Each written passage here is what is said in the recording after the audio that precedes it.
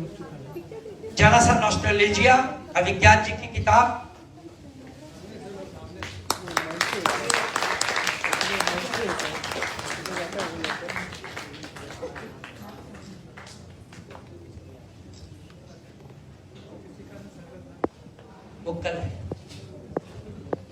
धन्यवाद।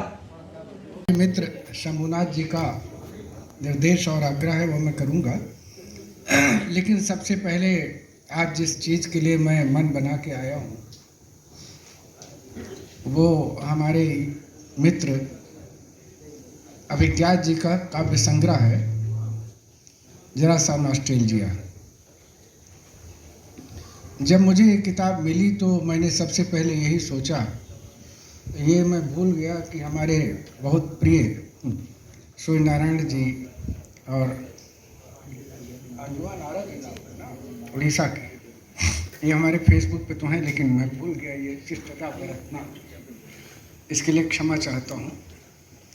तो मैं ये कह रहा था कि मैं थोड़ा चौंका कि इस समय आधुनिकता की आंधी में नॉस्टैल्जिया के जो कवि हैं वो किस हिम्मत से, लेकिन बहुत विनम्रता से ये बात कह रहे हैं कि मैं नॉस्टैल्जिया का कवि हूँ। लेकिन जब मैं कविताओं को पलटने लगा तो आज मैं शुभ्रा से भी बात कर रहा था कि उन कविताओं ने मुझे पकड़ना शुरू किया। हम आलोचकों की बहुत खराब आदत है कि जो हमारा एक स्वभाव और संस्कार, जो हमारी संवेदना और सोच का स्तर बन जाता है, उसमें सभी कविताएं हमको खींच नहीं पाती, क्योंकि पूरी की पूरी परंपरा, पूरा का पूरा समय हमारे सामने रहता है। तो उस वक्त बहुत मुश्किल है कि कोई नई आवाज़, नई भाषा, नई दृष्टि, नई संवेदना हमको प्रभावित कर पाए। लेकिन जब मैं देखता हूँ कि कोई कवि अपने समय में रहते हुए भी अपने समय से एक अलग निगाह रखता है और एक प्रकार से अलग प्रकार की अभिव्यक्ति को पा जाता है, तब उसकी कविताएं या उसका रचनात्मक लेखन हमें आकृष्ट करने लगता है। और इनकी कविताओं मुझे दिखा, हालांकि मैंने देखा कि वो अपने घर परिवार से लेकर रोज़मर्रा के संघर्षों को लेकर के और जो समय है उसको लेकर के कविताएं हैं, कोई बहुत बाहरी दुनिया की कविताएं नहीं हैं। लेकिन चूंकि ये गांव के हैं तो गांव की स्मृति, अभी हम सुन रहे थे कि बच्चे ये कह रहे थे कि जो वृद्धाश्रम खोले गए, नए लोगों को, जवान होते बेटे और बहुओं को बूढ़े बाप और बूढ़े माँ पसंद नहीं है।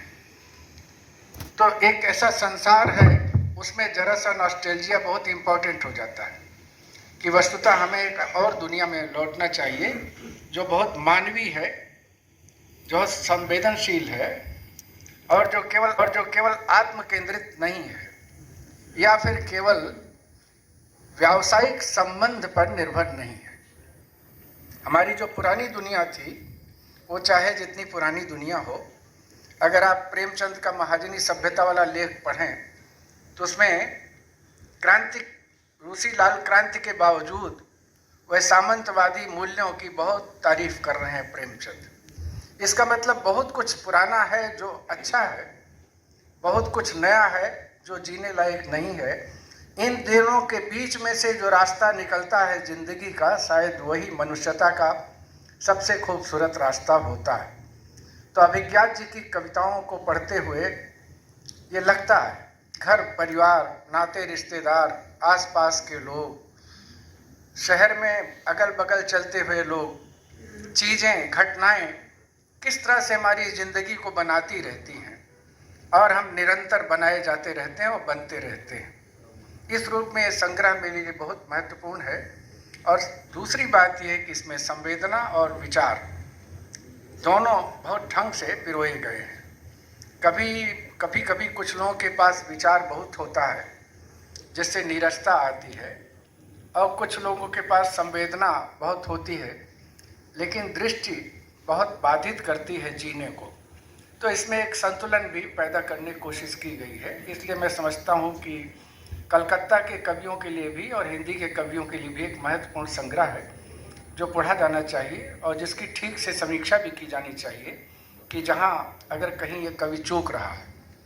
तो उसको ही पकड़ा जाना चाहिए। लेकिन चूंकि इनका संबंध रोज अखबारी दुनिया से रहता है और ये उस दुनिया को भी जानते हैं जहाँ सिर्फ खबर ही सबसे बड़ी नायक होती है या हीरो होती है, वहाँ कविता भी अपने समय की सबसे बड़ी प्रामाणिक आवाज़ होती है। वो इस संग्रह को पढ़ते हुए लगता है। तो मैं अपने मंच के साथियों को ओर से, आपकी ओर से इन्हें बधाई देना चाहता हूँ कि इन्होंने बहुत अच्छी पुस्तक हमें दी है पढ़ने के लिए, जिसको हम पढ़ सकते हैं। मुझे